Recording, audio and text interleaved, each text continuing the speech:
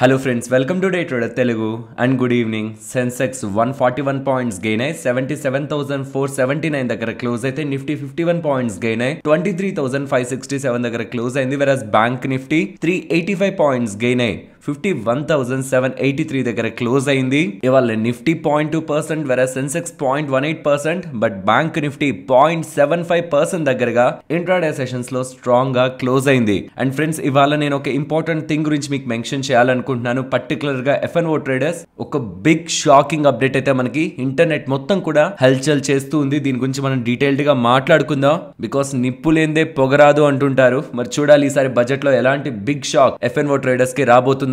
అది news topic లో detailed గా డిస్కస్ చేస్తాను. అండ్ రీసెంట్ టైమ్స్ లో ప్రైవేట్ బ్యాంకింగ్ స్పేస్ రిలేటెడ్ గా ఉంటున్న వాల్యుయేషన్ కంఫర్ట్ కానివ్వండి, అండ్ FIS తిరిగి వస్తూ ఉంటే ఏ సెక్టార్ లో ఎక్కువగా డబ్బులు పెడతారన్నప్పుడు కంపేర్డ్ విత్ ఇతర సెక్టార్స్, FIS ఒక హై హోల్డింగ్ ఉంటున్న సెక్టార్స్ FMCG, IT, ఫార్మా వీటితో కంపేర్ చేస్తున్న బ్యాంకింగ్ స్పేస్ రిలేటెడ్ గా అడ్వాంటేజ్ ఉంటుందన్న విషయాన్ని రీసెంట్ టైమ్స్ లో రిపీటెడ్ గా మనం డిస్కస్ చేసుకుంటూ ఉన్నాం. అండ్ నిన్న నైట్ మన మార్కెట్స్ క్లోజ్ అయిన తర్వాత మెక్వైర్ వాళ్ళు ఒక రిపోర్ట్ ని రిలీజ్ చేశారు. ఈ రిపోర్ట్ లో కూడా వాళ్ళు క్లియర్ గా private banking space, private sector banking space, private banking stocks very attractive గా ఉన్నాయని, కమింగ్ మంత్స్ లో వాటిల్లో ఒక గుడ్ గ్రోత్ ని వాళ్ళు చూస్తారనేలా కామెంట్స్ చేస్తూ ఉండడం కూడా మనం అనుకుంటున్న వ్యూ రిలేటెడ్ గా కన్విక్షన్ ని ఫర్దర్ గా బిల్డ్ చేసుకోవడానికి యూజ్ అవుతుంది. బికాస్ మెక్వైర్ వాళ్ళ కొంత రిపోర్ట్స్ వరకు మాత్రం స్టెబిలిటీని కలిగి ఉంటాయి. అన్నెసరీగా మారిపోతూ ఉండవు, వ్యూస్ ని స్టాండ్స్ ని మార్చుకోరు. పేటిఎం రిలేటెడ్ గా అనుకుంటాను చాలా టైం వరకు చాలా హయ్యర్ ప్రైస్ లో ఉన్న డౌన్ గ్రేడ్ చేస్తూనే వచ్చారు. అండ్ చాలా స్టాక్స్ రిలేటెడ్ గా కూడా వాళ్ళు ఇస్తున్న రిపోర్ట్స్ రిలేటెడ్ గా కంపేర్డ్ విత్ ఇతర రిపోర్ట్స్ కొంత అథెంటిసిటీ ఉంటుంది. కాబట్టి వీళ్ళ స్టేట్మెంట్స్ ని కూడా మార్కెట్ కొంత సీరియస్ గానే తీసుకుంటుంది.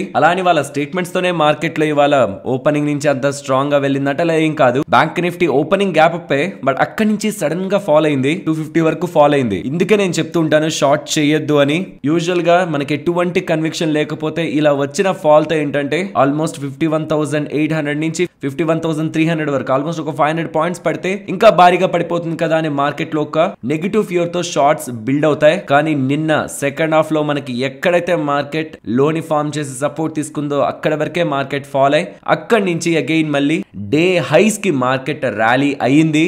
సో ఎవరైనా షార్ట్స్ ఈ పాయింట్ లో క్రియేట్ చేసుకున్న వాళ్ళు ఈ పాయింట్ లో ట్రాప్ అయి ఉంటారు. కాబట్టి అగైన్ చెప్తున్నాను, ఫైనాన్షియల్స్ లో మీరు షార్ట్ చేద్దాం అనుకున్నా ఆర్ ఈవెన్ రేంజ్ బౌండ్ లో ఉండాలనుకుంటున్నా 1-2 లాజిక్స్ ని అప్లై చేసుకుని స్టాప్ లాస్ ని టార్గెట్ ని ప్రాపర్ గా ప్లాన్ చేసుకుంటూనే ఎంటర్ అవ్వండి. తప్పితే ప్రెసెంట్ స్ట్రాంగ్ గా ఉంటున్న సెక్టార్ కి అగైనెస్ట్ గా మూవ్ అవడం రైట్ థింగ్ కాదు.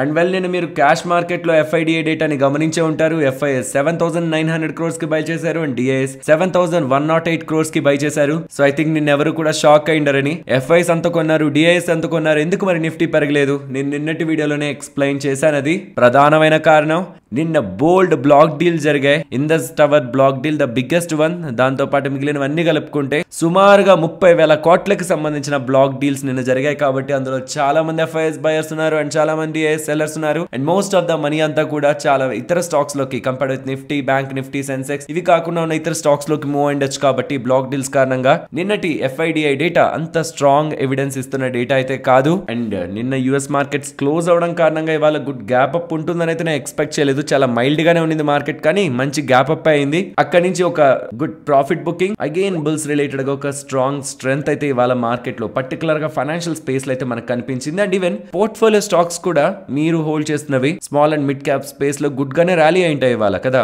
Because mid cap space 1% and small cap space 0.6% దగ్గరగా పెరిగింది. ఇవాళ మీ పోర్ట్ఫోలియో స్టాక్స్ రిలేటెడ్ గా ఎక్కువగా పర్ఫార్మ్ చేసిన స్టాక్ ఏంటి? నా రిలేటెడ్ గా నేను చూసినంత వరకు అయితే దీపక్ ఫర్టిలైజర్స్. అండ్ ఈవెన్ మీరు అబ్జర్వ్ చేస్తుంటే నిన్న ఫర్టిలైజర్స్ రిలేటెడ్ గా మనం 3 స్టాక్స్ ని మెన్షన్ చేసుకున్నాం. ఫర్టిలైజర్స్ లో ఎవరైనా స్టడీ చేయాలనుకుంటే 3 స్టాక్స్, అవి RCF, Coromandel international, Deepak fertilisers అని. అందులో RCF 20% upper circuit, Coromandel international కూడా పాజిటివ్ గా స్ట్రాంగ్ గానే క్లోజ్ అయింది అండ్ దీపక్ ఫర్టిలైజర్స్ 12% దగ్గరగా. ఇది ఎందుకు నేను మళ్ళీ మెన్షన్ చేస్తున్నానంటే ఫర్టిలైజర్స్ రిలేటెడ్ గా GST రిలేటెడ్ గా ఉన్న 5% ని కట్ చేస్తే June 22nd అదొక అడ్వాంటేజ్. అదొకటే కాదు, మాన్సూన్స్ రిలేటెడ్ గా బెటర్మెంట్ ఉంటుందనే అప్డేట్స్ వస్తున్నాయి. అండ్ ఈసారి బడ్జెట్ లో కూడా రైతులను ఉద్దేశించి, మధ్య తరగతి పేదవాళ్ళను ఉద్దేశించే బడ్జెట్ ఎక్కువగా ఉంటుందనే ఒక ఊహాగానాలు కూడా ఉన్నాయి. కాబట్టి కన్సంప్షన్ బేస్డ్ గా ఉంటున్నప్పుడు ఫర్టిలైజర్ స్టాక్స్ కూడా దాని కారణంగా బెనిఫిట్ అవుతాయి. దీని కారణంగానే RCF కానీ దీపక్ ఫర్టిలైజర్స్ కానీ ర్యాలీ అయ్యిండొచ్చు, బట్ కోరమాండల్ ఇంటర్నేషనల్ అంత స్ట్రాంగ్ అయ్యి ఇంకా రియాక్ట్ అవ్వలేదు. లెట్స్ సీ కమింగ్ డేస్ లో ఇంకా ఈ ఫర్టిలైజర్ స్టాక్స్ రిలేటెడ్ గా ఎంత ర్యాలీ పెండింగ్ ఉందని. ఈ థీమ్ లో ఇన్వెస్ట్మెంట్ చేస్తున్నప్పుడు ప్రాపర్ గా అనాలిసిస్ చేసి ఇన్వెస్ట్ చేయండి. అందుకే నేను 3 చెప్పాను. చాలా ఫర్టిలైజర్ స్టాక్స్ ఉంటాయి, వాటి రిలేటెడ్ గా ఇష్యూస్ కూడా అలానే ఉంటుంటాయి. ఒకసారి డెట్ ని కూడా క్లియర్ గా చెక్ చేసుకుని వాటి రిలేటెడ్ గా. Next bank of England related గా ఇంట్రెస్ట్ రేట్ డెసిషన్ అయితే రావాల్సి ఉంది. ఇంకా మనకు అప్డేట్ అయితే రానట్టుంది నేను చూస్తున్నంత వరకు. సో మోస్ట్లీ ఎక్స్పెక్టేషన్ అయితే ఆల్మోస్ట్ హోల్డ్ చేస్తారు వడ్డీ రేట్లను. అలానే 7th కన్సిక్యూటివ్ టైం కూడా లాస్ట్ 7 టైమ్స్ దగ్గర నుంచి లాస్ట్ 6 టైమ్స్ నుంచి వాళ్ళు వడ్డీ రేట్లని హోల్డ్ చేస్తూనే వస్తున్నారు, అదే దగ్గర పెడుతూనే వస్తున్నారు. ఇప్పుడు కూడా అలానే పెడతారని ఎక్స్పెక్టేషన్స్ ఉన్నాయి. బట్ రీసెంట్ టైమ్స్ లో ఇన్ఫ్లేషన్ డేటా 2% కి బిలోనే వచ్చింది. లెట్స్ సీ మరి ఇంట్రెస్ట్ రేట్స్ రిలేటెడ్ గా వాళ్ళు ఎటువంటి స్టెప్స్ తీసుకుంటారని. ఒకవేళ కట్ చేస్తుంటే అది మార్కెట్ కి ఒక సర్ప్రైజ్. అండ్ ఇవాళ యూఎస్ కి సంబంధించిన జాబ్లెస్ క్లెయిమ్స్ డేటా వస్తుంది, మరి చూడాలి అది ఎలా ఉంటుందని. And coming to FIS after long time మళ్ళీ వాళ్ళు నెట్ బయర్స్ గా వచ్చేసారు. 54% long side net long side అయితే ప్రెసెంట్ FIS పొజిషన్స్ అయితే హోల్డ్ చేస్తున్నారు. మరి ఎప్పుడు కూడా స్మార్ట్ పీపుల్ అని పిలువబడే క్లయింట్స్ మాత్రం షార్ట్ సైడ్ కి వెళ్తున్నారు. యూజువల్ గా వీళ్ళే రైట్ అవుతుంటారు, క్లయింట్స్ అవుట్ అవుతూ ఉంటారు. వాళ్ళు ఎటు సైడ్ వెళ్తుంటే అటు సైడ్ మార్కెట్ మూవ్ అవుతుంటుంది. బట్ ఇంకా ఏం అగ్రెసివ్ పొజిషన్స్ కాదు ఎవరివి కూడా. ఇన్ఫాక్ట్ నేనైతే వీటిని న్యూట్రల్ గానే చూస్తాను బికాస్ లాట్ సైజ్ చేంజ్ కారణంగా. And coming to market recent times లో నిఫ్టీ రిలేటెడ్ గా మనం అనుకుంటున్న రేంజ్ అలానే ఉంది. 23,200 to 23,800 ఎక్కడ కూడా ఇష్యూ క్రియేట్ అవ్వట్లేదు. బికాస్ నిఫ్టీ చాలా టైం బ్యాక్ నుంచి కూడా బ్యాంక్ నిఫ్టీతో కంపేర్ చేస్తే ఆల్ టైమ్ హైస్ ని రిపీటెడ్ గా కొడుతూ ఇంకా హైయర్ సైడ్ కి వెళ్తూ ఉన్నింది. కానీ బ్యాంక్ నిఫ్టీ అలా కాదు. ఆల్ టైమ్ హై ఒక్కసారి టచ్ చేశాక మళ్ళీ అక్కడికి రావడానికి కొన్ని వీక్స్ పాటు టైం తీసుకునేది. సో ఓవరాల్ ఇతర సెక్టార్స్ తో కంపేర్ చేస్తున్నా, ఓవరాల్ నిఫ్టీతో కంపేర్ చేస్తున్నా చాలా బ్యాక్ అయింది. కాబట్టి ఈ మంత్ లో ఇతర సెక్టార్స్ తో కంపేర్ చేస్తే ఇప్పుడు బ్యాంక్ నిఫ్టీ స్ట్రాంగ్ గా పర్ఫార్మ్ చేస్తుంది. ఆల్రెడీ 8% దాటేసింది. లెట్స్ సీ ఇంకెంత పెరుగుతుంది బ్యాంక్ నిఫ్టీ అని. మీన్ ఈ మంత్ అంటే లాస్ట్ 30 డేస్ లో బ్యాంక్ నిఫ్టీ 8% దగ్గరగా ఆల్రెడీ మూవ్ అయింది. And finally coming to market view, చాలా టైం బ్యాక్ నుంచి మార్కెట్ రిలేటెడ్ గా బులిష్ వ్యూ నే క్యారీ చేస్తున్నాం నిఫ్టీ పరంగా, no doubt. But recent times లో బ్యాంకింగ్ స్పేస్ పరంగా స్ట్రాంగ్ మూవ్ ఉండడానికి పాసిబిలిటీ ఉంటుందని 2 days బ్యాక్ నుంచి మనం special attention towards bank Nifty banking space అయితే కొంచెం పాజిటివ్ గా పెంచడం జరిగింది. అండ్ అది ఫర్దర్ గా కంటిన్యూ అవుతుంది. అంటే నేను 53, 54, 55 అని కాదు. కమింగ్ టైమ్స్ లో మనం 60,000 మార్క్ చూసినా, అది ఇమీడియట్ అని కాదులేండి, 1-2 months అని కాదు, ఓవర్ ద పీరియడ్ మనం 60,000 మార్క్ చూసినా మేబీ ఇతర సెక్టార్స్ అంత స్ట్రాంగ్ గా మూవ్ అయ్యకపోయిండొచ్చు. బట్ బ్యాంకింగ్ స్పేస్ పర్టికులర్ గా private banking space coming months లో స్ట్రాంగ్ గా మూవ్ అవుతుంది అనేది. బికాస్ దానికి ఆ వాల్యుయేషన్ కంఫర్ట్ స్టిల్ ఉంది. అండ్ నేను ప్రామినెంట్ గా చూస్తున్నది అయితే FIS ఒక బ్యాక్ వాళ్ళు ఒకవేళ వస్తూ ఉంటే ఖచ్చితంగా బ్యాంకింగ్ స్పేస్ ని టార్గెట్ చేస్తారు. కాబట్టి ఆన్ అప్కమింగ్ టైమ్స్ కూడా బ్యాంకింగ్ స్పేస్ కొంత ఫేవరెట్ సెక్టార్ గా ఇప్పుడంటే లేదు, బట్ కమింగ్ టైమ్స్ లో అయితే అందరి దగ్గర ప్రైవేట్ బ్యాంకింగ్ స్పేస్ రిలేటెడ్ గా పేర్లు వినిపిస్తాయి, పర్టికులర్ గా మీకు సోషల్ మీడియా ప్లాట్ఫామ్స్ లో. బట్ దానికి కొంత టైం పడుతుంది. మోస్ట్లీ ఇప్పుడే వినిపిస్తున్నాయి. నిన్న 1500 పాయింట్స్ అండ్ ఇవాళ కూడా మూవ్ అవుతుండేసరికి ప్రైవేట్ బ్యాంకింగ్ స్పేస్ పరంగా రిపోర్ట్స్ రిలీజ్ అవుతున్నాయి. అండ్ కమింగ్ టైమ్స్ లో ఇలా కొంత పర్ఫార్మెన్స్ ఇంకొంచెం పెరిగితే ఇతర స్టాక్స్ ఆర్ సెక్టార్స్ గురించి ఎటువంటి న్యూస్, ఎటువంటి ప్రయారిటీస్ మీకు మార్కెట్ లో పెరిగా, అటువంటి ప్రయారిటీస్ పెరుగుతున్నప్పుడు దెన్ అప్పుడు నెక్స్ట్ మనం కొంత అలర్ట్ అయ్యే. ఐ మీన్ ఎక్కడెక్కడ టూ మచ్ వాల్యుయేషన్ స్ట్రెచ్ అయింది, నెంబర్స్ వీటిని సపోర్ట్ చేయలేదు, అండ్ ఎక్కడ అన్నెసరీ రిస్క్ కాన్సన్ట్రేషన్ ఎక్కువ ఉందన్న ఒక అనాలిసిస్ ని చేసి అప్పుడు మనం ఆ ప్రైవేట్ బ్యాంకింగ్ స్పేస్ లో ఉంటున్న సర్టెన్ స్టాక్స్ కి దూరంగా అండ్ ఓన్లీ సర్టెన్ స్టాక్స్ కి వెయిటేజ్ ని పెంచుకొని కొంత సేఫ్ సైడ్ అప్పుడు మనం థింక్ చేసే ప్రయత్నం చేద్దాం. ఇప్పుడు ఇంకా అంత బజ్ అయితే ప్రైవేట్ బ్యాంకింగ్ స్పేస్ పరంగా ఎంటైర్ మార్కెట్ లో క్రియేట్ అవ్వలేదు. కాబట్టి స్టిల్ ఇంకా further coming growth private banking space లో ఉందనేది పర్సనల్ గా ఒపీనియన్. లెట్స్ సీ నిన్నటి హై మోస్ట్లీ ఇవాళ రెసిస్టెన్స్ గా మారింది. నిన్న కూడా అదే అనుకుని రెసిస్టెన్స్ ని మనం డ్రా చేసుకున్నాం. ఇది బ్రేక్ అయితే ప్రాబబుల్లీ 52,000, 52,500 మార్క్స్ ఈజీగా మనకి బ్యాంక్ నిఫ్టీ రిలేటెడ్ గా అచీవ్ అవుతాయి. కాబట్టి రేపటి రోజు మార్కెట్ ఓపెన్ అవుతున్నప్పుడు ఈ లెవెల్స్ దగ్గర మార్కెట్ ఎలా రెస్పెక్ట్ చేస్తున్నది బ్యాంక్ నిఫ్టీలో ట్రేడ్ చేస్తున్న వాళ్ళు గమనించాలి. అండ్ అగైన్ చెప్తున్నాను, ఒకవేళ ఎవరైనా షార్ట్ చేయాలనుకుంటే ఇవాళ మీకు సపోర్ట్ గా చూపిస్తూ ప్రీవియస్ గాను సపోర్ట్ గా ఉంటున్నా ఈ 51,200 లెవెల్ బ్రేక్ చేసి బిలో క్లోజ్ అయింది అనుకోండి, ఇంకా చెప్పాలంటే ఇంకా కొంత సేఫ్ గా చూస్తాను. ఇంకా నేను కొంత రిస్క్ తీసుకోకూడదు అనుకుంటున్నాను, షార్ట్ సైడ్ వెళ్ళి ట్రాప్ అవ్వకూడదు అనుకుంటున్నా అంటే 51,000 మార్క్ బ్యాంక్ నిఫ్టీ పరంగా stable support. And even in the negative scenario ఏదైనా నెగిటివ్ అప్డేట్ సడన్ గా వచ్చి బ్యాంక్ నిఫ్టీ 700, 800, 1000 పాయింట్స్ ఫాలో అయిపోతున్నా, నేనైతే 51 కూడా కాదు 50,500 మార్క్ ని పెట్టుకున్నాను మైండ్ లో. ఆ లెవెల్ బ్రేక్ అయ్యాక కావాలని ఎంటైర్ వ్యూ బ్యాంకింగ్ స్పేస్ పరంగా ఉంటున్న వ్యూ ని, పాజిటివ్ వ్యూ ని ఫెయిల్యూర్ గా కన్సిడరేషన్ లోకి తీసుకుందాం. కానీ ఈ మధ్య హెడ్జ్ ఫండ్స్ వాళ్ళ యాక్టివిటీ ఎక్కువైపోయింది మార్కెట్ లో. ఎక్కడ రీటైలర్స్ ఆర్ చిన్న చిన్న పీపుల్ ఎక్కువగా ఎక్కడ లాభం పొందేస్తున్నారేమో అని మార్కెట్ ని కావాలని ఆపోజిట్ డైరెక్షన్ లో కొంత తీసుకెళ్లి మళ్ళీ నార్మల్ డైరెక్షన్ లోకి తీసుకొచ్చేస్తున్నారు. అలా ఎవరెవరైతే ఇంపార్టెంట్ సపోర్ట్స్ గా ఈ లెవెల్స్ నో లేకపోతే ఈ 51,000 లెవెల్ ను చూస్తున్నారో వాళ్ళని ఫేక్ చేద్దామని కూడా ఈ లెవెల్స్ బిలోకి తీసుకొచ్చే ఛాన్సెస్ కూడా ఉంటాయి. కాబట్టి మ్యాక్రో ఎకనామిక్ డేటాని సపోర్ట్ చేసుకుంటూ నేను ఈ సెగ్మెంట్ ని చూస్తున్నాను. కాబట్టి 50,500 బ్రేక్ అయి బిలో క్లోజ్ అవ్వకుండా ఎంత వోల్టాలిటీ బ్యాంక్ నిఫ్టీలో ఉంటున్నా నేను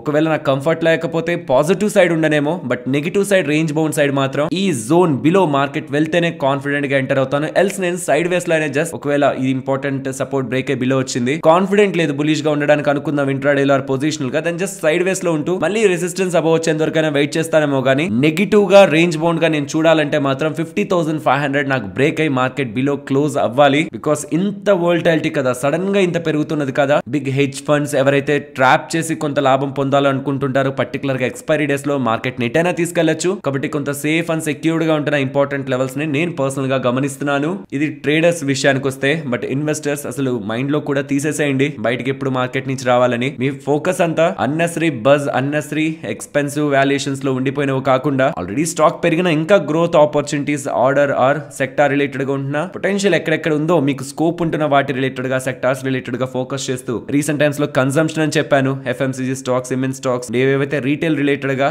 ఇన్కమ్ పెరిగితే స్కోప్ ఉన్న స్టాక్స్ ఉంటాయి, లైక్ బట్టలు రిలేటెడ్ గా కానివ్వండి, స్పెండింగ్ రిలేటెడ్ గా ఉన్న most of the companies like DMart, jewellery stocks, వీటన్నిటికి కూడా బట్టలు రిలేటెడ్ గా ఉన్న కంపెనీస్ అన్నిటికి కూడా అడ్వాంటేజ్ ఉంటుంది. అండ్ వీటితో పాటు రీసెంట్ టైమ్స్ లో మీకు కెమికల్ సెక్టార్ రిలేటెడ్ గా డెడికేటెడ్ అనాలిసిస్ చేయడం జరిగింది. చూడండి దాంట్లో ఉంటున్న స్టాక్స్ గురించి కూడా మోస్ట్లీ వాళ్ళ కెమికల్ స్టాక్స్ కూడా బాగానే పెరిగాయి. సో ఈ కన్సంప్షన్ థీమ్ కానీ, ఈ కెమికల్స్ కానీ, ఈవెన్ ఫార్మా థీమ్ అండ్ అదే కన్సంప్షన్ థీమ్ లో 2 వీలర్ 4 వీలర్ ఇలా బోల్డ్ సెక్టార్స్ మనకి ఇంకా ఆపర్చునిటీ సెగ్మెంట్ లో గ్రోత్ రిలేటెడ్ గా స్కోప్ ఉంటున్న సెగ్మెంట్ లో ఉంటున్నాయి. కాబట్టి స్లోగా ఏదైనా మంచిగా డిప్స్ వస్తున్నా, లేకపోతే స్లోగా మంత్ ఆన్ మంత్ కంపారిజన్ లో కూడా స్లోగా వాటిల్లో ఎస్ఐపి చేసుకుంటూ next 3-4 years or 5 years view తో అయినా సరే, అది నేను యాక్చువల్లీ మినిమం అంటున్నాను, మాక్సిమం మీరు 5, 10, 15, 20 ఇయర్స్ పాటు మార్కెట్ లో కన్సిస్టెంట్ గా ఇన్వెస్టర్ గా మీరు మిగిలారంటే బిలీవ్ మీ నెక్స్ట్ జనరేషన్స్ కి అప్పట్లో మా నాన్న లేకపోతే అప్పట్లో మా తాతయ్య అలా ఇన్వెస్ట్మెంట్ చేయబట్టే ఇప్పుడు మేము ఇలా ఉన్నాం అని చెప్పే స్టేజ్ కి మీ ఇన్వెస్ట్మెంట్స్ వెళ్తాయి. గుర్తుంచుకోండి, మనం సంపాదిస్తూ వస్తున్న డబ్బులతో మనం పెద్ద ల్యాండ్స్ కొనేలేం, పెద్ద ఇల్లులను కొనేలేం, పెద్ద ప్రాపర్టీస్ కొని వాళ్ళకి ఇచ్చేలేం. బట్ డిసిప్లైన్డ్ గా మీరు స్లోగా స్టేబుల్ గా మార్కెట్ లో ఇన్వెస్ట్మెంట్ చేస్తూ వెళ్తే వాటన్నిటికంటే మంచి రిటర్న్ ఇచ్చే, మంచి వెల్త్ ని క్రియేట్ చేసే స్టాక్స్ లో మీరు ఫోకస్ చేసి కొంత టైం స్పెండ్ చేసి, ఎవరెవరో చెప్తున్నవి జస్ట్ బ్లైండ్ గా వినడం కాకుండా మీరు కూడా టైం స్పెండ్ చేసి ఫోకస్ చేసి ఇన్వెస్ట్మెంట్ చేయడం ద్వారా బెటర్ వెల్త్ ని మీరు మీ ఫ్యామిలీకి క్రియేట్ చేసిన వాళ్ళు అవుతారు. కాబట్టి ఇలాంటి సందర్భంలోనే బుల్ మార్కెట్ లోనే ఎక్కడ పడితే అక్కడ వినిపిస్తున్న స్టాక్స్ ని బ్లైండ్ గా పెట్టడం కాకుండా మీ అంతటగా మీరు కూడా కొంత వర్క్ చేసి నిజంగానే లాజికల్ గా పాసిబుల్ అవుతుందా లేదా కన్విక్షన్ ని బిల్డ్ చేసుకున్న తర్వాత ఎంటర్ అవ్వండి. ఫ్రెండ్స్, ఇలా మార్కెట్ లో ఉంటున్న ఎంటైర్ డేటాను అనాలిసిస్ చేస్తూ వీడియోని మీ ముందుకు తీసుకొని రావడానికి మేము పెడుతున్న ఎఫర్ట్స్ మీకు వాల్యుబుల్ గా ఏమాత్రం అనిపిస్తున్నా మన వీడియోని తప్పకుండా లైక్ చేయండి. ఫ్రెండ్స్, బిలీవ్ మీ, నేను యాక్చువల్లీ అప్డేట్ చూడగానే కొంత భయపడ్డాను. బికాస్ ఎఫ్ఎన్ఓ ట్రేడింగ్ రిలేటెడ్ గా ఉంటున్న ట్యాక్స్ స్ట్రక్చర్ ని ఎంటైర్ గా మార్చేస్తారనేలా, మరి నిజమో కాదో తెలియాలి ఈసారి బడ్జెట్ లో. సో ఏమేం చెప్తున్నారు, మీకు కనిపిస్తున్న ఇమేజ్ లో ఏముంది అన్నది నేను సింపుల్ గా కూడగా చెప్పేస్తాను. ఫస్ట్ ది, ఇప్పటి వరకు ఎఫ్ఎన్ఓ ఇన్కమ్ అనేది non speculative business income under లో వచ్చేది. అంటే సాలరీ ఇన్కమ్ తప్పించి మిగిలిన ఏ ఇతర ఇన్కమ్ తో అయినా సరే మనం దాన్ని సెట్ ఆఫ్ చేసుకోవచ్చు. ఫస్ట్ థింగ్ అది.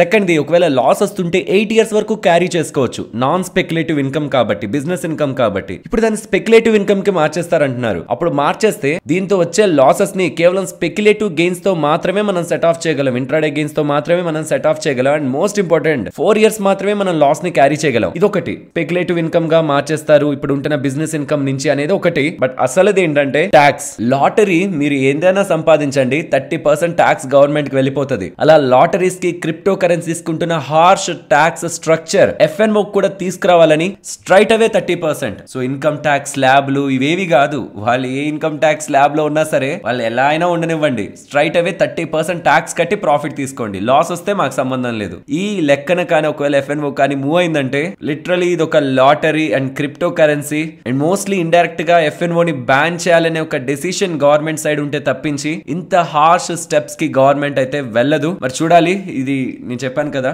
నిప్పులేందే పొగరాదు. మరి ఈ రకమైన అంటే ఇంత లెవెల్ ఆఫ్ ట్యాక్స్ లు వెళ్తాయి అండ్ స్పెక్యులేటివ్ ఇన్కమ్ కి మార్చేస్తారు. అండ్ ఇంకొక విషయం, టీడీఎస్ కూడా, అంటే మనకి ఏమైనా ప్రాఫిట్స్ జనరేట్ అవుతుంటే దాని మీద టీడీఎస్ కట్ అయ్యి మిగిలిన డబ్బులు పడేలా ఏమో.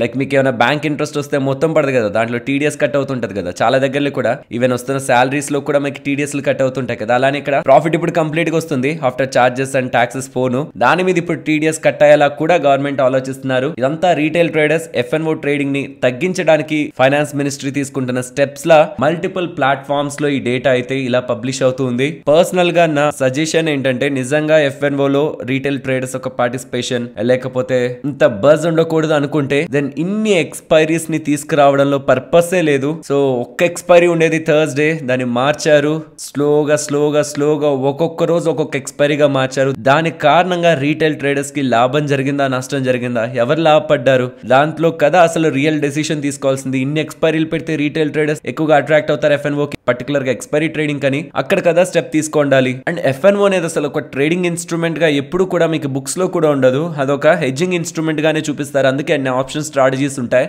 ఒక ట్రూ స్పిరిట్ దెబ్బతింటది ఒకవేళ ఇది స్పెక్యులేటివ్ కిందకి వేసేస్తే. హెడ్జింగ్ చేస్తున్నప్పుడు స్పెక్యులేటెడ్ యాక్టివిటీ చేస్తున్న దాని కిందకి ఇది వెళ్ళిపోతున్నట్లు ఉంటుంది. కాబట్టి ఓవరాల్ ఎఫ్ఎన్ఓ ఇంట్రొడక్షన్ రిలేటెడ్ గానే దాని యొక్క మీనింగే హెడ్జింగ్, కాబట్టి అది స్పెక్యులేటెడ్ కిందకి తీసుకువెళ్ళడం కూడా అంత కరెక్ట్ కాదనేది నా ఒపీనియన్. ఎనీవే మన ఒపీనియన్స్ మ్యాటర్ అసలు కాదు కదా. లెట్స్ సీ మరి గవర్నమెంట్ ఎటువంటి స్టాండ్ తీసుకుంటారని. ఎఫ్ఎన్ఓ ట్రేడర్స్ అందరూ కూడా ఈ బడ్జెట్ ని మేబీ సీరియస్ గా తీసుకుంటారు. మరి ఎలాంటి స్టెప్స్ నిర్మలా సీతారామన్ గారు తీసుకుంటారు ఎఫ్ఎన్ఓ ట్రేడర్స్ రిలేటెడ్ గానీ ఎవ్రీ ఎఫ్ఎన్ఓ ట్రేడర్ కూడా వాచ్ చేస్తారు. అండ్ దీనిపై మీ ఒపీనియన్ ని, ఎఫ్ఎన్ఓ ట్రేడింగ్ చేస్తున్న వాళ్ళు మీ ఒపీనియన్ ని ఎస్ మంచిదే చేస్తున్నారు, దీని కారణంగా ఎఫ్ఎన్ఓ ట్రేడింగ్ తగ్గుతుందని మీరు అనుకుంటున్నారా? లేదు, నష్టపోయే వాళ్ళు నష్టపోతూ ఉంటారు. బట్ అలా అని నష్టపోయే వాళ్ళ దగ్గర నుంచి ఇంకా తీసుకోవడం అండ్ లాభం వచ్చిన వాళ్ళ దగ్గర నుంచి తీసుకోవడం ఫైనలీ ఎకో సిస్టమ్ ని కొంత ఇంపాక్ట్ చేస్తుంది ఈ డెసిషన్ అని మీరు అనుకుంటున్నారా? ఈ ఒపీనియన్స్ ని క్లియర్ గా కామెంట్ సెక్షన్ లో పెట్టండి. సో దట్ నెక్స్ట్ టైం మాట్లాడుతున్నప్పుడు కూడా నాకు కూడా కొన్ని మల్టిపుల్ వ్యూస్, బికాస్ నాకంటే కూడా నాలెడ్జబుల్ పర్సన్స్ చాలా మంది ఉంటారనేది నా ఒపీనియన్. నాకే అంతా తెలుసు, నేనే సుప్రీం అనేది అస్సలు నా వ్యూవే కాదు. కాబట్టి నేను కామెంట్ సెక్షన్ కామెంట్ చేయండి అంటూ ఉంటాను. సో దట్ మీ వ్యూస్ చూస్తున్నప్పుడు, మీ ఒపీనియన్స్ చూస్తున్నప్పుడు కూడా రైట్ ఇది కూడా ఒకటి ఉంది కదా అని నాకు కూడా నా నాలెడ్జ్ కూడా ఎన్హాన్స్ అవుతుంది మీతో కలిసి చూస్తున్నప్పుడు అనేది. నేను ఎప్పుడు కామెంట్ సెక్షన్ లో ఒక కామెంట్ పెట్టండి అంటున్నా. మీ వ్యూస్ ని ఖచ్చితంగా షేర్ చేయడానికి ప్రయత్నించండి. అండ్ ఇవాళ 3:30 అరౌండ్ వస్తున్న ఇంకొన్ని అప్డేట్స్ అయితే ఎస్టీటీ ని ఒకవేళ టర్న్ ఓవర్ కానీ 1000 కోట్లు మించితే బిగ్ ఎఫ్ఎన్ఓ ట్రేడర్స్ రిలేటెడ్ గా హైయర్ ఎస్టీటీ ని చార్జ్ చేయమని, అండ్ ఎలా అయినా రీటైలర్స్ ని ఎఫ్ఎన్ఓ స్పెక్యులేషన్స్ నుంచి లాసెస్ నుంచి కాపాడడానికి రూల్స్ ని చేంజ్ చేయాలి టాక్సేషన్ పరంగా అనేలా ప్రతిపాదనలు కూడా స్ట్రాంగ్ గా ఉంటున్నట్లయితే కనిపిస్తున్నాయి. Because finance ministry capital market participants ని మీట్ అయ్యారు ఇవాళ ఆఫ్టర్నూన్ 3 అరౌండ్ మీట్ అయ్యారు అనేలా వస్తున్న అప్డేట్స్ దగ్గర నుంచి ఈ ఫర్దర్ అప్డేట్స్ అయితే మనకి బిల్డ్ అవుతున్నాయి. మ్యూచువల్ ఫండ్స్ రిలేటెడ్ గా కొన్ని ట్వీక్స్ ని చేయాలనుకుంటున్నారని, ఎఫ్ఎన్ఓ టాక్సేషన్ రిలేటెడ్ గానీ అండ్ పిఎస్యూ రిలేటెడ్ గా, పబ్లిక్ సెక్టర్ అండర్టేకింగ్స్ రిలేటెడ్ గా, స్టాక్స్ రిలేటెడ్ గానీ వీటి రిలేటెడ్ గా కొన్ని అప్డేట్స్ లో ఎఫ్ఎన్ఓ అప్డేట్ కూడా కనిపిస్తుంది. లెట్స్ సీ ఫైనలీ దీని రిలేటెడ్ గా డిస్కషన్స్ అయితే లేకుండా ఇంత అప్డేట్స్ అయితే రావు, ఇన్నిసార్లు అప్డేట్స్ రావు. చూడాలి ఎఫ్ఎన్ఓ ట్రేడర్స్ కి ఈసారి ఎలాంటి shock, big shock finance ministry and కొత్తగా 3వసారి ఎన్నికైన మోడీ గారి గవర్నమెంట్ సైడ్ నుంచి ఉంటుందని. ఫ్రెండ్స్, ఇలా న్యూస్ అప్డేట్స్ ని అనాలిసిస్ చేస్తూ మీ ముందుకి కంటెంట్ తీసుకురావడానికి మేం పెడుతున్న ఎఫర్ట్స్ మీకు వాల్యుబుల్ గా అనిపిస్తూ ఉంటే మన వీడియోని తప్పకుండా లైక్ చేయండి. అండ్ నెక్స్ట్ ఫైనాన్షియల్స్ గురించి మొత్తం, అంటే బ్యాంకింగ్ అనే కాదు, బ్యాంక్స్ కానీ, ఎన్బిఎఫ్సిస్ కానీ, ఇన్సూరెన్స్ కానీ, ఇతర ఫైనాన్షియల్ స్టాక్స్ అన్నిటి రిలేటెడ్ గా మెక్వైర్ చేసిన ఇంపార్టెంట్ కామెంట్స్ గురించి అండ్ ఏ స్టాక్స్ గురించి వాళ్ళు పాజిటివ్ గా ఉన్నారని చేసిన స్టేట్మెంట్స్ గురించి మనం మాట్లాడుకోవాలి. పర్టికులర్ గా సురేష్ గణపతి గారు, మెక్వైర్ కి సంబంధించిన ఫైనాన్షియల్ అనలిస్ట్, తను ఉంటున్న రిపోర్ట్స్ అయితే నేను కొంచెం ఎక్కువ సీరియస్ గా చూస్తూ ఉంటాను. సో తను చేసిన స్టేట్మెంట్స్ ఇక్కడ మీరు స్క్రీన్ పైన గమనించవచ్చు. తను చేసిన ఎంటైర్ రిపోర్ట్ లో ఏ స్టాక్స్ రిలేటెడ్ గా తను అవుట్ పర్ఫార్మ్ ఇస్తూ, అంటే ఇక్కడ నుంచి ఇంకా బాగా పెరుగుతాయని చెప్తూ, వాటి టార్గెట్స్ కి ప్రెసెంట్ ఉంటున్న ప్రైస్ నుంచి ఎంత అప్ సైడ్ ఉండడానికి పాసిబిలిటీ ఉంటుందన్న పర్సంటేజ్ ని కూడా ఇక్కడ మీరు స్క్రీన్ పైన గమనించవచ్చు. బంధన్ బ్యాంక్ వరకు అవుట్ పర్ఫార్మ్ కనిపిస్తుంది మనకి. Kotak Mahindra bank, city union bank, SBI life insurance, Bandhan bank ఇక్కడ వరకు అవుట్ పర్ఫార్మ్ కనిపిస్తుంది. వెరస్ ఎస్బీఐ ని అండర్ పర్ఫార్మ్ లో పెట్టారు. అంటే పబ్లిక్ బ్యాంక్స్ తో కంపేర్ చేస్తే ప్రైవేట్ బ్యాంక్స్ ఎక్కువ పెరుగుతాయి. బికాస్ పబ్లిక్ ఆల్రెడీ పెరిగింది, వాల్యుయేషన్ కంఫర్ట్ ప్రైవేట్ లో ఉంది కాబట్టి ఎస్బీఐ అండర్ పర్ఫార్మ్ లో పెట్టారు. M&M financials under perform, Bajaj finance and Cholamandalam కూడా అండర్ పర్ఫార్మ్ లో పెట్టారు. అంటే దాని అర్థం ఇవి వర్స్ట్ అని కాదు. కంపేర్డ్ విత్ ఇతర స్టాక్స్ వీటికి అంత పొటెన్షియల్ లేదనేది వాళ్ళ ఒపీనియన్, మన ఒపీనియన్ కాదు, వాళ్ళ ఒపీనియన్. అండ్ మన ఒపీనియన్ అనేది మన అనాలిసిస్ ని బట్టి ఉంటుంది. అండ్ వాళ్ళ ఒపీనియన్ వాళ్ళకుంటున్న ఫ్యాక్టర్స్ అండ్ వాళ్ళకుంటున్న వ్యూ ని బట్టి ఉంటుంది. సో వాళ్ళ ప్రకారం అయితే ఎక్కువగా ఇక్కడ నుంచి పెరిగేది ఫస్ట్ కనిపిస్తున్న ఈ 4 కంపెనీస్ ఫైనాన్షియల్ ఫీల్డ్ లో. And only insurance companies related గా వాళ్ళు ఇచ్చిన రేటింగ్ ని కూడా ఇక్కడ మీరు స్క్రీన్ పైన గమనించవచ్చు. ఇన్సూరెన్స్ కంపెనీస్ లో ఎస్బీఐ లైఫ్ రిలేటెడ్ గా వాళ్ళు స్ట్రాంగ్ పాజిటివ్ గా ఉన్నారు. బికాస్ వీళ్ళ వ్యూ ఏంటంటే ఈ ఐఆర్డిఐ రెగ్యులేషన్స్ ఉన్నాయి కదా, రీసెంట్ రెగ్యులేషన్స్, దాంట్లో హెచ్డిఎఫ్సి లైఫ్ అండ్ ఇతర కంపెనీస్ కి ఎక్కువ ఇంపాక్ట్ ఉంటుంది కానీ ఎస్బీఐ లైఫ్ కి అంత ఇంపాక్ట్ ఉండదని. కాబట్టి industry leading VNB growth 15% plus దగ్గరగా గ్రోత్ వీళ్ళు అచీవ్ చేయగలరని వీళ్ళు భావిస్తూ కేవలం ఎస్బీఐ లైఫ్ కి compared with HDFC life and ఇతర లైఫ్ ఇన్సూరెన్స్ కంపెనీస్ వీళ్ళు వెయిటేజ్ అయితే ఇవ్వడం జరిగింది. అండ్ ప్రైవేట్ బ్యాంకింగ్ స్పేస్ లో Kotak Mahindra bank, city union bank, Bandhan bank వీళ్ళ అప్కమింగ్ టాప్ పర్ఫార్మింగ్ స్టాక్స్ గా వీళ్ళు డిక్లేర్ చేస్తున్నారు. అండ్ మీరు ఒకవేళ ఈ ఫైనాన్షియల్ సెగ్మెంట్ లో ఏదైనా స్టాక్స్ ని సెలెక్ట్ చేయాలనుకుంటే మీరు సెలెక్ట్ చేసే 2 ప్రైవేట్ బ్యాంక్ బ్యాంకింగ్ నేమ్స్ గురించి చెప్తారా? సో నేను 2 అని కాదు, కానీ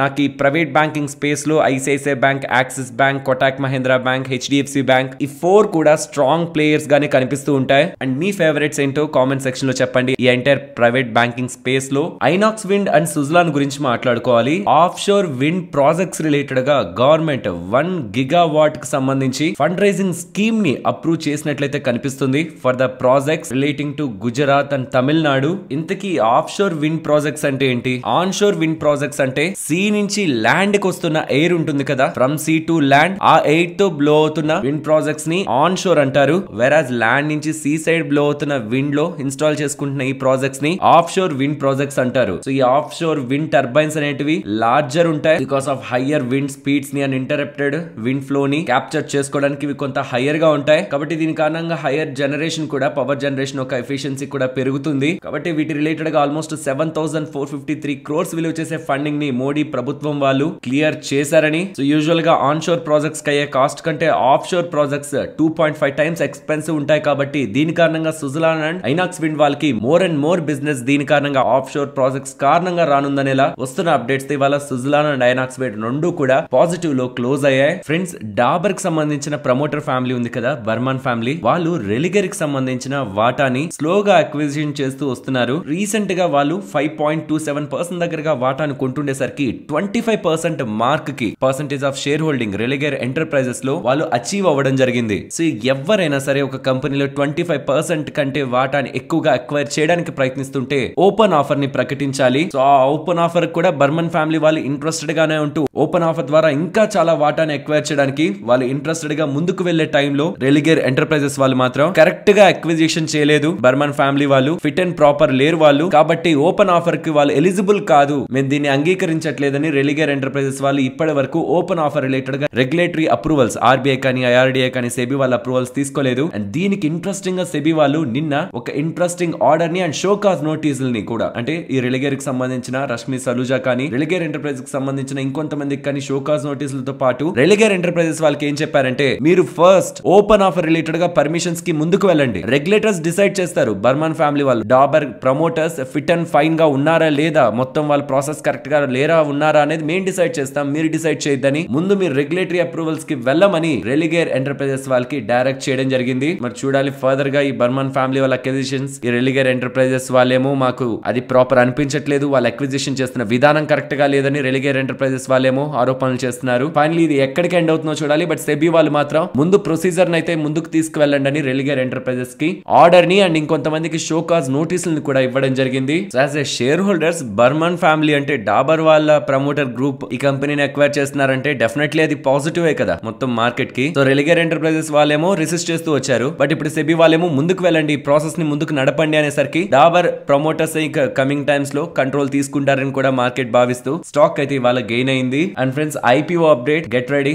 ఓలా ఎలక్ట్రిక్ ఐపీఓ రిలేటెడ్ గా సెబీ వాళ్ళైతే క్లియరెన్స్ అయితే ఇచ్చేసారు. అండ్ దీని రిలేటెడ్ గా ఫర్దర్ డీటెయిల్స్ మనకు అప్డేట్ అవ్వాల్సి ఉంది. సో కమింగ్ టైమ్స్ లో ఓలా ఎలక్ట్రిక్ ఐపీఓ అయితే రాబోతుంది. నెక్స్ట్ వేదాంత గురించి మాట్లాడుకోవాలి. వేదాంత ఫైనాన్షియల్ ప్లాట్ఫామ్స్ కి వచ్చి ఇస్తున్న ఇంటర్వ్యూస్ లో వాళ్ళు మెన్షన్ చేస్తున్నది కమింగ్ టైమ్స్ లో వాళ్ళ ఆపరేటింగ్ ప్రాఫిట్ $10 billion దగ్గరగా ఫోకస్ చేస్తున్నారని, అండ్ వీళ్ళ రిలేటెడ్ గా ప్లాన్ చేస్తున్న డీమర్జర్స్ అన్ని బై FY25 లోపు కంప్లీట్ అవుతాయని, and only steel business related గానే పర్ 1 million ton వాల్యుయేషన్ ని వీళ్ళు ఎక్స్పెక్ట్ చేస్తున్నట్టు, అండ్ వీళ్ళకుంటున్న డెట్ ఆబ్లిగేషన్స్ అన్ని కూడా, ఇది ఇంపార్టెంట్, వీళ్ళకుంటున్న ఎంటైర్ డెట్ ఆబ్లిగేషన్స్ అన్నిటిని కూడా వీళ్ళు మీట్ అవుతారని. And most important, Vedanta listed company ఉంది కదా వేదాంత లిమిటెడ్, అందులో వేదాంత రిసోర్సెస్ ఏదైతే ప్రమోటర్ ఎంటిటీ ఉందో అది ఎటువంటి డైల్యూషన్ ప్లాన్స్ కి లేదని, ఫర్దర్ గా డైల్యూట్ చేసి వాటాని అమ్మి మనీని రైజ్ చేయాలనే ప్లాన్స్ లో లేదనేలా క్లారిఫికేషన్ వేదాంత గ్రూప్స్ నుంచి వస్తూ ఉండడం స్టాక్ ఇవాళ గెయిన్ అయింది. నెక్స్ట్ గోల్డ్ మ్యాన్ సాక్స్ వాళ్ళు టాటా టెక్నాలజీస్ రిలేటెడ్ గా ఏమో సెల్ రేటింగ్ ఇచ్చారు 900 టార్గెట్, ఆల్మోస్ట్ ఒక 12% దగ్గరగా డౌన్ సైడ్ కి వెళ్తుందని టాటా టెక్ రిలేటెడ్ గా. Versus C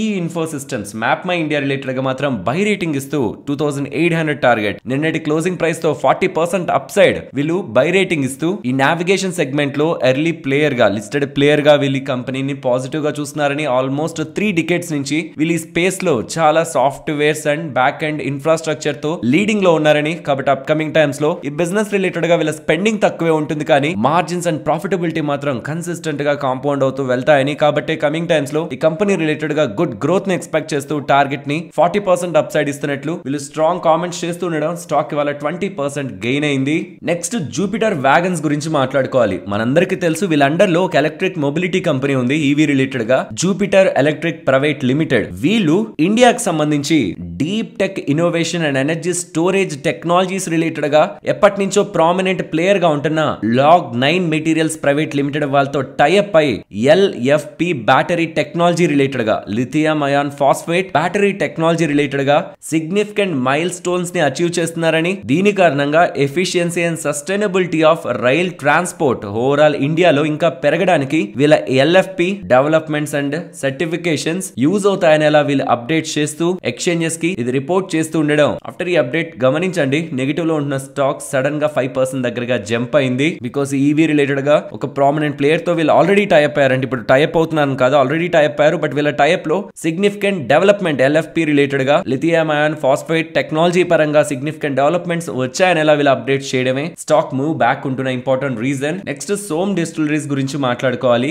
excise department of Madhya Pradesh ఈ సోమ్ డిస్టిలరీస్ అండ్ బ్రీవరీస్ వాళ్ళకి ఇచ్చిన లైసెన్స్ ని రివోక్ చేశారు. ఇంకా సింపుల్ గా చెప్పాలంటే సస్పెండ్ చేశారు వీళ్ళ లైసెన్స్ ని. ఆల్కహాల్ ప్రొడ్యూస్ చేయడానికి కావాల్సిన లైసెన్స్ ని సస్పెండ్ చేశారు. బికాస్ రీసెంట్ టైమ్స్ లో 52 చిల్డ్రన్స్ రిలేటెడ్ గా వీళ్ళ ప్లాంట్ లో, మ్యానుఫాక్చరింగ్ ప్లాంట్ లో చేతులు కాలాయి. అసలు పిల్లల్ని పెట్టుకోవడం తప్పు, అండ్ పెట్టుకున్న పిల్లలు రిలేటెడ్ గా సరైన బాధ్యతలు వీళ్ళు తీసుకోకపోవడం, వాళ్ళ చేతులు కాలడం అదొక పెద్ద చర్చ అయింది. దీని కారణంగా వీళ్ళ లైసెన్స్ ని మధ్యప్రదేశ్ గవర్నమెంట్ సస్పెండ్ చేస్తున్నట్లు అప్డేట్స్ అయితే కనిపిస్తూ ఉన్నాయి. నెక్స్ట్ నిఫ్టీ అలాగే bank Nifty support and resistance present ఉన్న లెవెల్స్ నుంచి అప్ సైడ్, సో 23,640, 660 దగ్గరగా మనకి రెసిస్టెన్స్ అయితే కనిపిస్తూ ఉన్నాయి. సో జాగ్రత్త అక్కడికి వస్తున్నప్పుడు resistance, and down side 23,520 around మనకి ఇంపార్టెంట్ సపోర్ట్ అంది. బ్రేక్ అయితే 23,450 important support. So let's see ఏది మనకి ఫేవరబుల్ గా ఉంటుంది. 450 బ్రేక్ అవుతుందా, 660 బ్రేక్ అప్ సైడ్ క్లోజ్ అవుతుందా అనేది చూడాలి. కమింగ్ టు బ్యాంక్ నిఫ్టీ, ఇది ఇంపార్టెంట్ రెసిస్టెన్స్ 51,880. ఒకవేళ ఇది బ్రేక్ అయింది అనుకోండి 52,170 దగ్గర, అండ్ ఈ 10 బ్రేక్ అయితే 52,560 దగ్గర ఇంపార్టెంట్ రెసిస్టెన్స్ అయితే కనిపిస్తూ ఉన్నాయి. And down side 51,250 and below 50,960 around, అది బ్రేక్ అయితే 50,550 around important support. And coming to range 23,200 to 23,800, ఈ 600 పాయింట్ రేంజ్ లో మార్కెట్ ఉంటుందనేలా కమింగ్ డేస్ లో నేను ఎక్స్పెక్ట్ చేస్తున్నాను. మరొక ఇంట్రెస్టింగ్ వీడియోతో మళ్ళీ మీ ముందుకు వస్తాను. అంతవరకు టేక్ కేర్, జై హింద్.